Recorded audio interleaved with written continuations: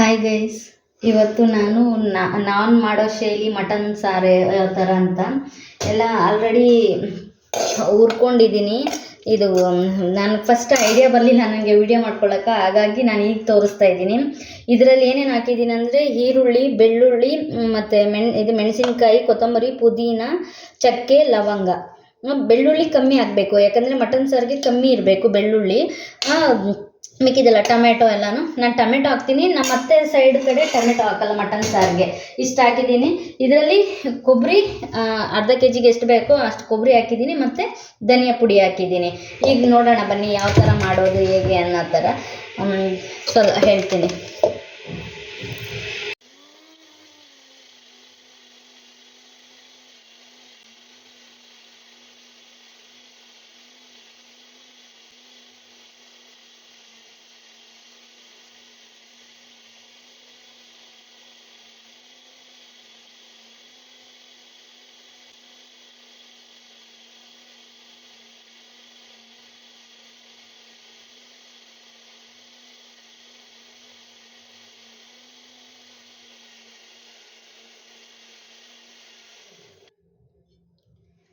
ಸ್ವಲ್ಪ ನೀವು ಗಸಗಸೆ ಹಾಕ್ಕೊಳ್ಳಿ, ತುಂಬ ಚೆನ್ನಾಗಿರುತ್ತೆ ಸಾರು.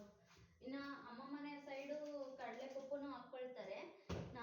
ಹಾಕ್ಕೊಳ್ಳೋದಾದರೆ ಹಾಕ್ಬೋದು, ಒಂದು 4 ಕಾಳು ಚೆನ್ನಾಗಿರುತ್ತೆ, ತುಂಬ ಟೇಸ್ಟ್ ಇರುತ್ತೆ. ಒಂದು 4 ಕಾಳು ಅಷ್ಟು.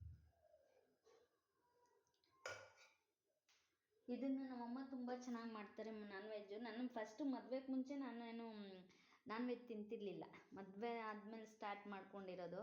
ಹಂಗಾಗಿ ನನಗಿಂತ ನಮ್ಮಮ್ಮ ತುಂಬ ಚೆನ್ನಾಗಿ ಮಾಡ್ತಾರೆ ಮಟನ್ ಸಾರಾಗಲಿ ಏನಾಗಲಿ. ಇದು ಅರ್ಧ ಕೆ ಜಿ ಮಟನ್ ತಂದು ಇವಾಗ ಮಾಡೋಣ, ನೋಡ್ಕೊಳ್ಳೋಣ. ಇವಾಗ ಇದು ಎಣ್ಣೆ ಕಾದಿದೆ, ಇವಾಗ ಇದನ್ನು ಎಲ್ಲ ಹಾಕ್ಕೊಳ್ಳೋಣ. ಈಗ ಏನಿದು ಮಟನ್ ಇದೆಯಲ್ಲ, ಈ ಅರ್ಧ ಕೆ ಜಿ ಮಟನ್ದು ನಾನು ಈಗ ಎಲ್ಲ ಅದೇ ಬಾಣಲಿಗೆ ಹಾಕ್ತಾಯಿದ್ದೀನಿ, ಪಾತ್ರೆಯಲ್ಲಿ ಹಾಕ್ತಾಯಿದ್ದೀನಿ.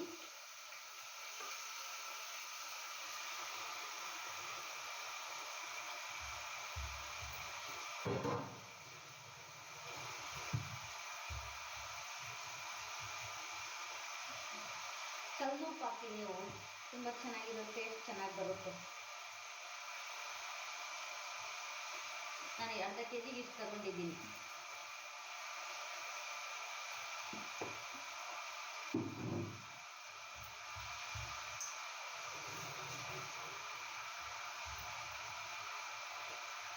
ಸ್ವಲ್ಪ ಅರಿಶಿನ ಪುಡಿ ಹಾಕಿ.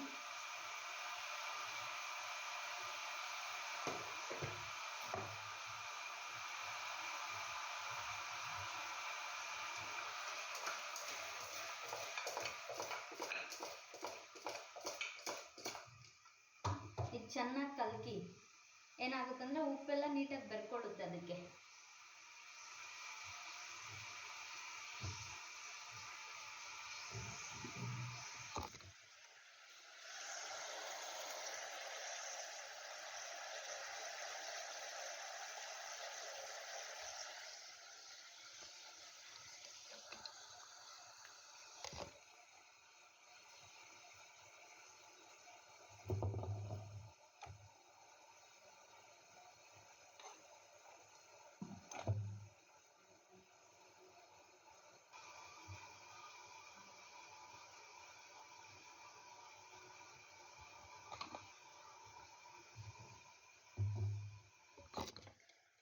ಇವಾಗ ಇದೆಲ್ಲ ಚೆನ್ನಾಗಿ ಇದಾಗಿದೆ.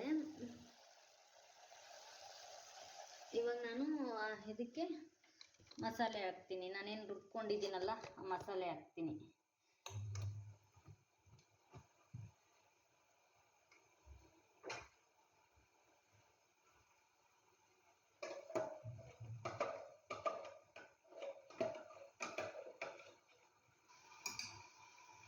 ನನಗೆ ಫಸ್ಟು ಬರ್ತಿರ್ಲಿಲ್ಲ ಏನು ಮಾಡೋದಕ್ಕೆ, ಆಗಲಿ ಅಡುಗೆ. ಮದುವೆ 3 ತಿಂಗಳು ಎಲ್ಲ ನಾನು ಕಲ್ತ್ಕೊಳ್ಳೋಕೆ ಮಾಡಿದ್ದು. ಅದಕ್ಕೆ ಮುಂಚೆ ಏನು ಬರ್ತಿರ್ಲಿಲ್ಲ. ನಾನ್ ವೆಜ್ ಅಂತೂ ಇಲ್ಲ ಬಿಡಿ, ನಾನು ಮದುವೆ ಮುಂಚೆ ಇದು ಮಾಡ್ತಿರ್ಲಿಲ್ಲ. ಆಮೇಲೆ ಬರ್ತಾ ಬರ್ತಾ ಕಲ್ತ್ಕೊಂಡಿದ್ದು. ನನ್ನ ತಂಗಿ ಅವರೆಲ್ಲ ಚೆನ್ನಾಗಿ ಮಾಡ್ತಾರೆ ನಾನ್ ವೆಜ್. ವೆಜ್ಜು. ಇವಾಗ ನಾನು ಅದೇ ಬಿರಿಯಾನಿ ಆ ಥರದ್ದೆಲ್ಲ ಪರ್ಟಿಕ್ಯುಲರಾಗಿ ಚಿಕನ್ ಫ್ರೈ ಆ ಥರದ್ದು ಕಲ್ತ್ಕೊಂಡಿದ್ದೀನಿ. ಅದಿನ್ನು ಫಿಶ್ ಸಾಂಬಾರಾಗಲಿ ಫಿಶ್ ಫ್ರೈ ಆಗಲಿ ನಾನು ತಿನ್ನಲ್ಲ. ಫಿಶ್ ಫ್ರೈ ಫಿಶ್ ಸಾಂಬಾರು ಅದು ಏನೋ ಅಪರೂಪಕ್ಕೆ ನನ್ನ ಮಗಳ ಬಾಣ ಪ್ರೆಗ್ನೆಂಟಲ್ಲಿ ತಿಂದಿದ್ದಷ್ಟೇ. ಅದು ಮುಂಚೆ ಏನು ನಾನು ಇದು ತಿಂತಿರಲಿಲ್ಲ. ಮಕ್ಕಳಿಗೆ ಬ್ರೈನ್ ಇಂಪ್ರೂವ್ ಆಗ್ತದೆ ಅನ್ನೋ ಒಂದೇ ಒಂದು ಕಾರಣಕ್ಕೆ ನನ್ನ ಮಗಳು ಇದರಲ್ಲಿ ತಿನ್ನೋಕೆ ಸ್ಟಾರ್ಟ್ ಮಾಡಿದ್ದು.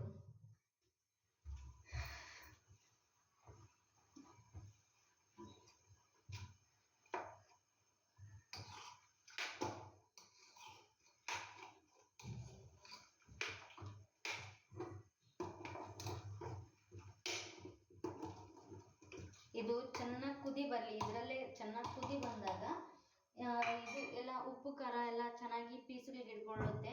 ಆಮೇಲೆ ಬೇಕಂದರೆ ನಾವು ಮುಚ್ಚಳ ಹಾಕಿ ಕುಕ್ಕರ್ ಮುಚ್ಚಿಟ್ಟು ಹಾಕಿ ಆಮೇಲೆ ಒಂದು 2 ವಿಸಿಲ್ ಕೂಗಿಸ್ಕೊಂಡ್ರೆ 2 ವಿಸಿಲ್ ಸಾಕು ಅಂದ್ಕೊತೀನಿ.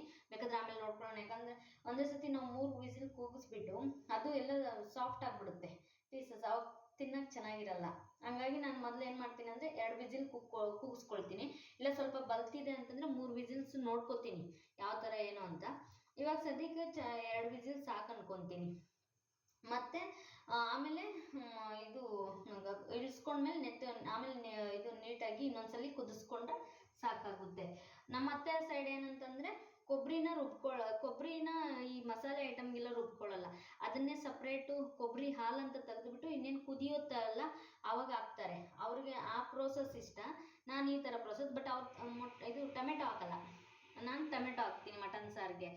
ಮತ್ತು ಬೆಳ್ಳುಳ್ಳಿ ಕಮ್ಮಿ ಇಟ್ಕೋಬೇಕು ಇದು ಮಟನ್ ಸಾರಿಗೆ ಎಸ್ಪೆಷಲಿ.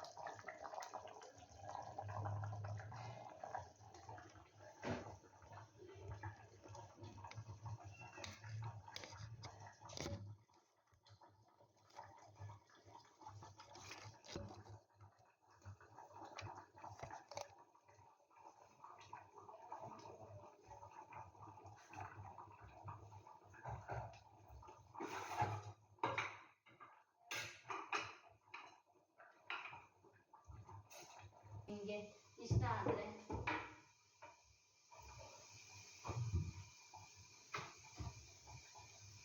ತುಂಬ ಚೆನ್ನಾಗಿ ಬರುತ್ತೆ.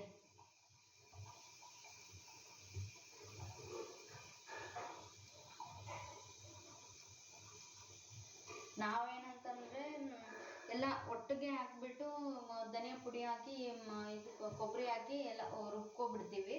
ಆದರೆ ಒಂದೊಂದು ಸೈಡ್ ಏನಾಗ್ತದೆ ಅಂತಂದರೆ ಅವರು ಸಪ್ರೇಟ್ ಮಸಾಲೆನ ಒಂದ್ಸಲ ರುಬ್ಕೊಂಡು ಕೊಬ್ಬರಿನೇ ಒಂದ್ಸಲ ರುಬ್ಕೊಳ್ತಾರೆ. ಆಮೇಲೆ ಆ ಕೊಬ್ಬರಿ ಹಾಲು ಹಾಕ್ತಾರೆ. ಅದು ಚೆನ್ನಾಗಿರುತ್ತೆ. ಅದೇ ನಮ್ಗೆ ಈ ಥರ ಟೇಸ್ಟ್ ಇಷ್ಟ ಆಗಿ ನಾವು ಇದೇ ಥರನೇ ಕಂಟಿನ್ಯೂ ಮಾಡ್ತಾಯಿದ್ದೀವಿ. ಒಂದೊಂದು ಕಡೆ ನೀವು ಒಂದೊಂದು ಥರ ಮಾಡ್ತಾರೆ ಮಟನ್ ಸಾರುಗಳು. ಅಂದರೆ ಗಸಗಸೆ ಸ್ವಲ್ಪ ಹಾಕ್ಕೊಳ್ಳಿ. ಇನ್ನು ಪೋರ್ಕ್ಗೆ ಗಸಗಸೆ ಜಾಸ್ತಿ ಹಾಕ್ಕೋತಾರೆ. ಇದಕ್ಕೆ ಸ್ವಲ್ಪ ಕಮ್ಮಿ ಗಸಗಸೆ ಹಾಕ್ಕೋತಾರೆ. ಮತ್ತು ಬೆಳ್ಳುಳ್ಳಿ ಕಮ್ಮಿ ಮಟನ್ ಸಾರಿಗೆ. ನಮ್ಮ ಕಡೆ ಈ ತಿಕ್ನೆಸ್ ಇರಬೇಕು. ಈ ತಿಕ್ನೆಸ್ ಮಟನ್ ಸಾರು ಇರಬೇಕು. ಜಾಸ್ತಿ ತೆಳುವಾದರೂ ಬೈತಾರೆ, ಜಾಸ್ತಿ ಮಂದ ಆದರೂ ಬೈತಾರೆ. ಮೀಡಿಯಮ್ ಇರಬೇಕು ನಮಗೆ.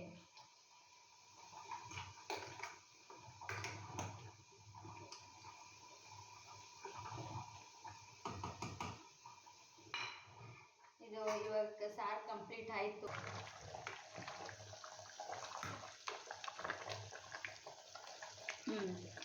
ಈ ಥರ ಫಸ್ಟು ಮದುವೆ ಆದ ಹೊಸದ್ರಲ್ಲಿ ಮಾಡೋಕ್ಕೆ ಬರ್ತಿರ್ಲಿಲ್ಲ ನನಗೆ. ಚಿಕನ್ ಆಗಲಿ ಮಟನ್ ಆಗಲಿ ಏನೂ ಮಾಡೋಕ್ಕೆ ಬರ್ತಿರ್ಲಿಲ್ಲ. ಒಂದೊಂದು ಒಂದೊಂದ್ಸಲಿ ಎಲ್ಲ ಪೂರ ಬೇಯಿಸ್ಬಿಡ್ತಿದ್ದೆ, ಇಲ್ಲಾಂದರೆ ಬೇಯಿಸ್ದಿದ್ರೂ ನಡೀತಿರ್ತದೆ, ಪೂರ ಬೇಯಿಸ್ಬಿಡ್ತಿದ್ದೆ. ಒಂದು 3 ವಿಸಿಲ್ಸ್ ಹಾಕ್ಬಿಡೋದು, ಆ ಥರ ಒಂದು 3-4 ಟೈಮ್ಸ್ ಏನೋ, ಒಂದು 5 ಟೈಮ್ಸ್ 6 ಟೈಮ್ಸ್ ಏನೋ ಮಾಡಿದ್ದೀನಿ ಮಿಸ್ಟೇಕ್ಸ್ಗಳು ಈ ಮಟನ್ ಚಿಕನ್ ಮಾಡೋದು. ಆಮೇಲೆ ಬರ್ತಾ ಒಂದೊಂದೇ ಕಲ್ತ್ಕೊಂಡಿದ್ದು ನಾವು.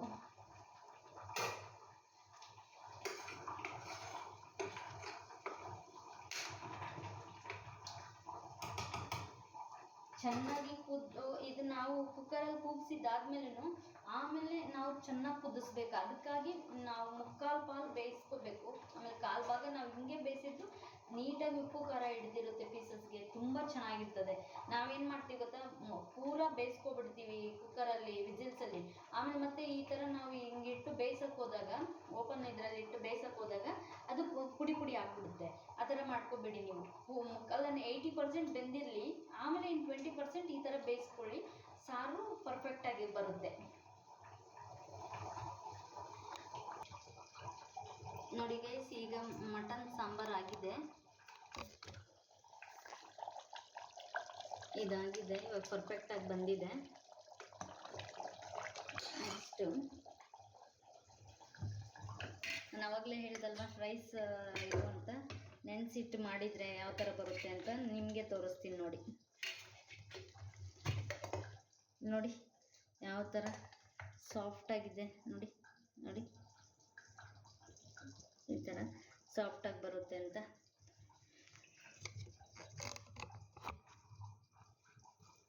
ಈಗ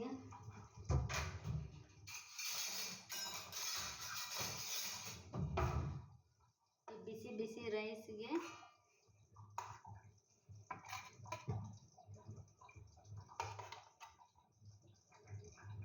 ಮುದ್ದೆ ನಮ್ಮ ಯಜಮಾನ್ರು ಬಂದಮೇಲೆ ಮಾಡಿಕೊಳ್ಳೋದು. ಇದು ನಾನು ಇವಾಗ ಅವರು ಎಷ್ಟೊತ್ತು ಬರ್ತಾರೆ ಅಂತ ಗೊತ್ತಿಲ್ವಲ್ಲ, ಮಧ್ಯಾಹ್ನದ ಊಟದ್ದು.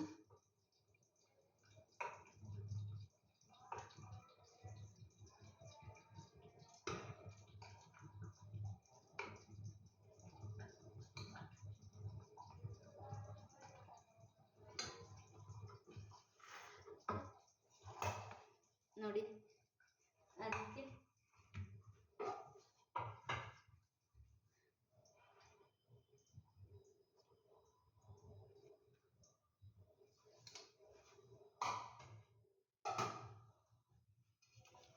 ನಿಮಗೂ ಇಷ್ಟ ಆದರೆ ಲೈಕ್ ಮಾಡಿ, ಶೇರ್ ಮಾಡಿ, ಕಮೆಂಟ್ ಮಾಡಿ, ಪ್ಲೀಸ್ ಸಬ್ಸ್ಕ್ರೈಬ್ ಆಗಿ.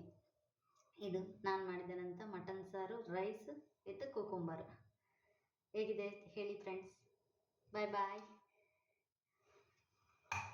ಇವತ್ತು ಎಲ್ಲರಿಗೂ ನಿಮ್ಗೆ ಇಷ್ಟ ಆಗಿದೆ ಅಂತಂದರೆ ನೆಕ್ಸ್ಟ್ ಹೊಸ ಥರ ಅಡುಗೆಗಳು ಮಾಡೋಕ್ಕೂ ತಯಾರು ನಾನಾಗಿದೆ. ನಿಮ್ಗೆ ಏನೇ ಬೇಕು ಅಂದರೂ ಕೇಳಿ, ಕಮೆಂಟಲ್ಲಿ ತಿಳಿಸಿ.